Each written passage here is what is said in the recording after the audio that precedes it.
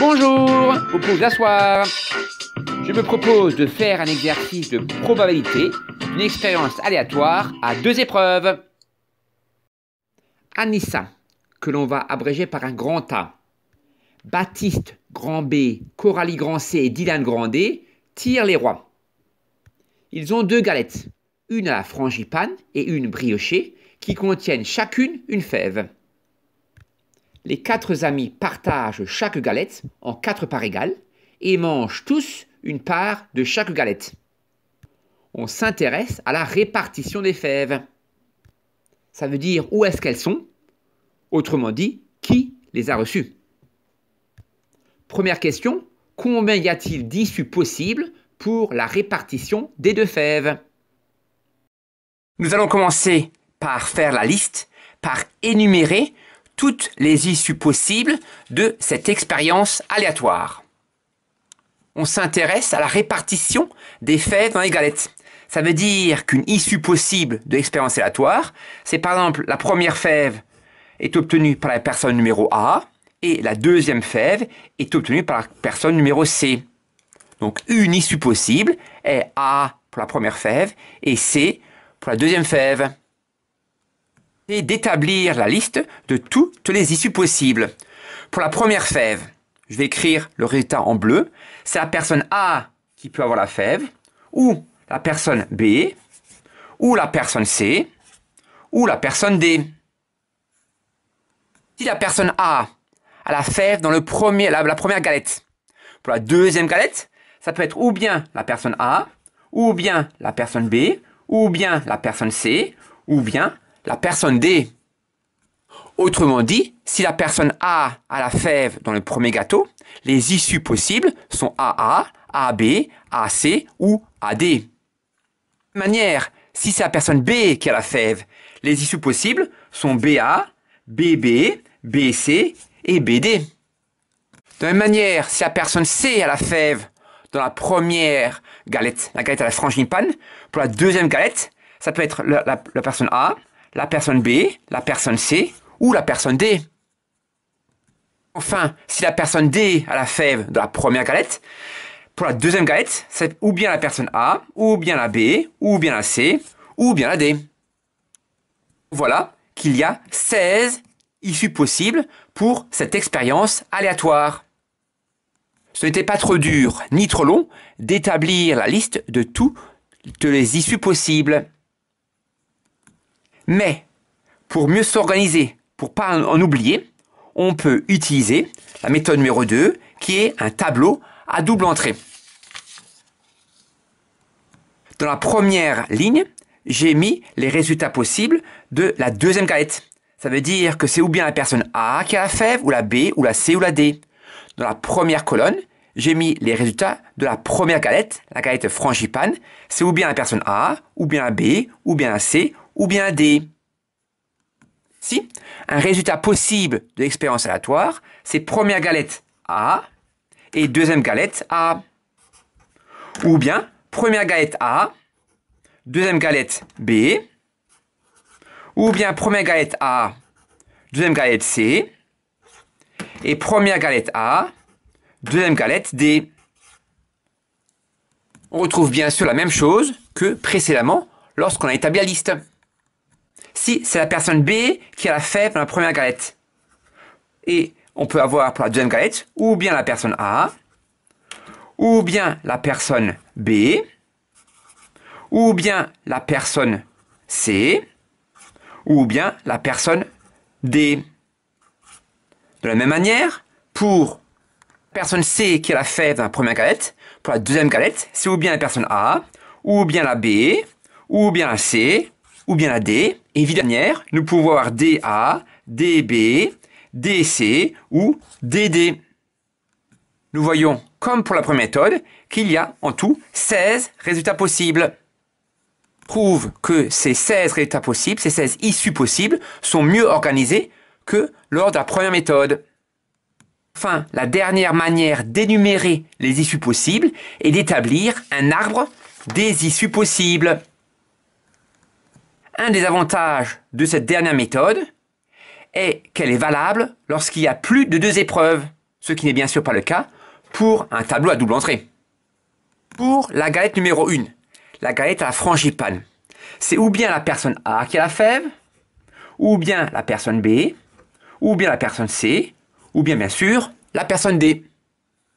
Si c'est la personne A qui a la fève dans la première galette, pour la deuxième galette, la galette briochée, ça sera ou bien la personne numéro A, ou bien la personne B, ou bien la personne C, ou bien la personne D. De manière, si la personne B a la fève pour la première galette, pour la deuxième galette, ça sera ou bien la personne A, ou bien la personne B, ou bien la personne C, ou bien la personne D. Bien évidemment, c'est la même chose pour les personnes C et D. La personne C a la fève la première galette. Pour la deuxième galette, ça sera ou bien la personne A, B, C ou D. Et enfin, pour la personne D, si elle a la fève dans la première galette, pour la deuxième galette, ça sera ou bien la personne A, B, C ou D. Ouf. On voit ici que si les personnes n'ont pas d'indigestion, on pourrait continuer et prendre éventuellement une troisième galette, continuer l'arbre des issues. Comme pour les méthodes précédentes, nous voyons ici qu'il y a 16 résultats. 1, 2, 3, 4, 5, 6, 7, 8, 9, 10, 11, 12, 13, 14, 15, 16, comme précédemment. Il y a donc 16 issues possibles pour cette expérience aléatoire. Pour les présenter, ou bien on peut en faire la liste, ou bien on peut faire un tableau à double entrée, ou bien on peut faire un arbre de toutes les issues possibles. Deuxième question, donnez la probabilité de chacun des événements suivants. Petit a, l'événement E, Anissa a les deux fèves. L'énoncé nous a demandé le nombre d'issues possibles, car cette expérience est une expérience équiprobable. Cela signifie que chaque issue a la même probabilité d'être réalisée. Et en cas d'équiprobabilité, la probabilité d'un événement est le nombre d'issues pour lequel l'événement est réalisé divisé par le nombre de cas possibles, ici 16. Autrement dit, il suffit de compter combien de fois les différents événements sont réalisés. Pour le premier événement, l'événement E, Anissa a les deux fèves. Cet événement est réalisé uniquement lorsqu'on a AA. Ça veut dire que Anissa a la fève pour la première galette et Anissa a la fève pour la deuxième galette. On peut le voir ou bien dans le tableau à double entrée, ou bien ici, AA, dans l'arbre des issues possibles. Il y a donc un seul cas où l'événement E est réalisé. Donc, la probabilité de cet événement E est 1/16e. Pourquoi 1/16e? Car il y a 16 issues possibles à cette expérience aléatoire. Et il y a une seule fois où Anissa a les deux fèves. Et donc, il y a un cas sur 16.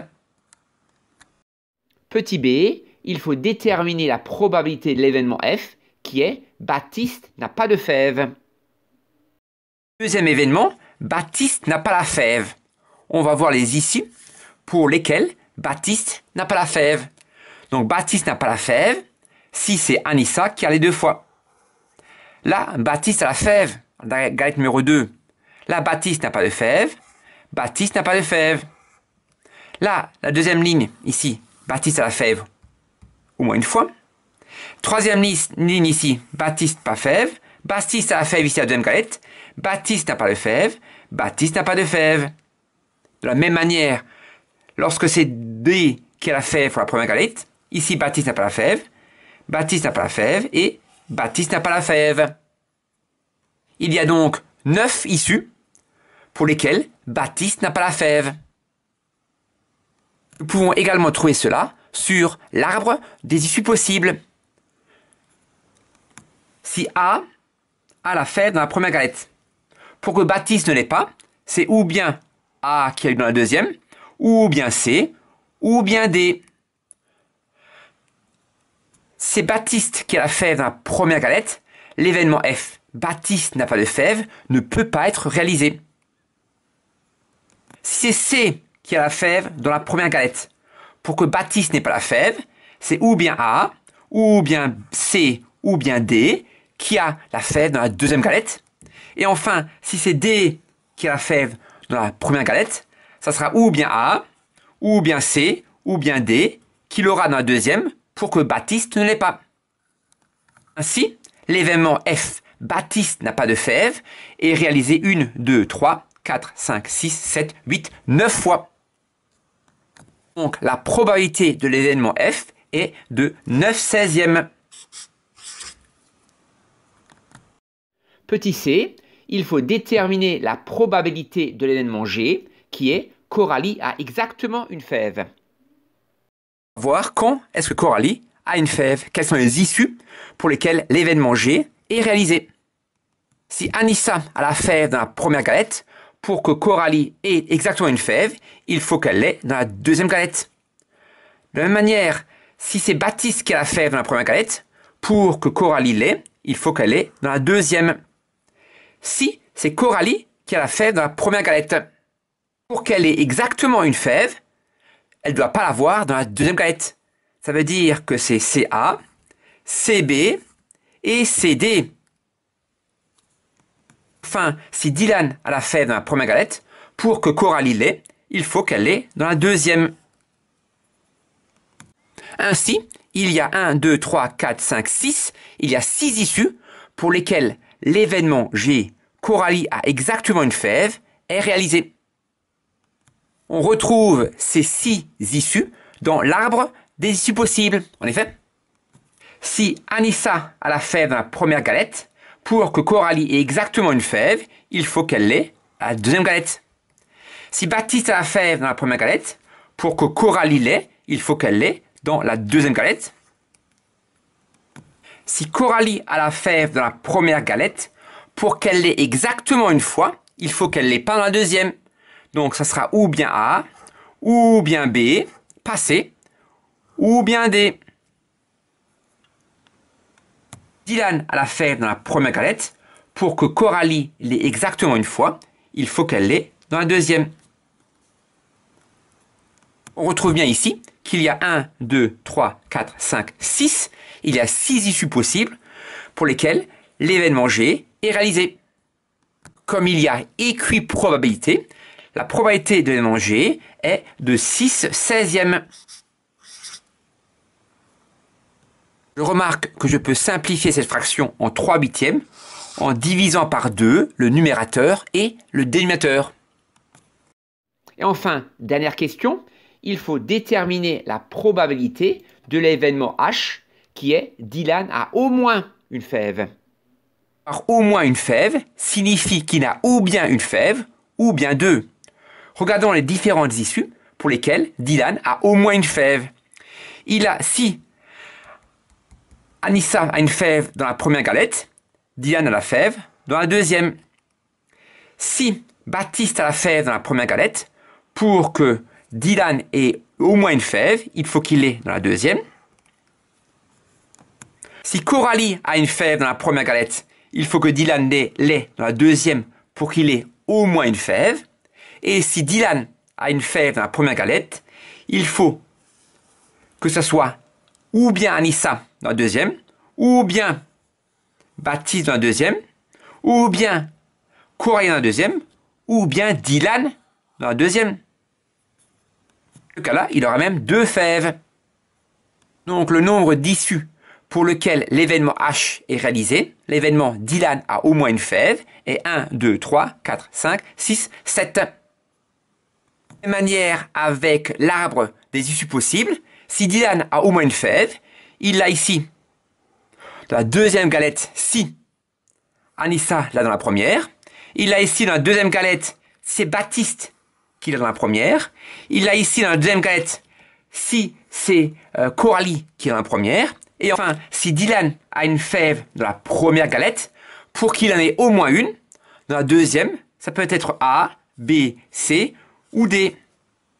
Et si c'est D, à nouveau, il a deux fèves.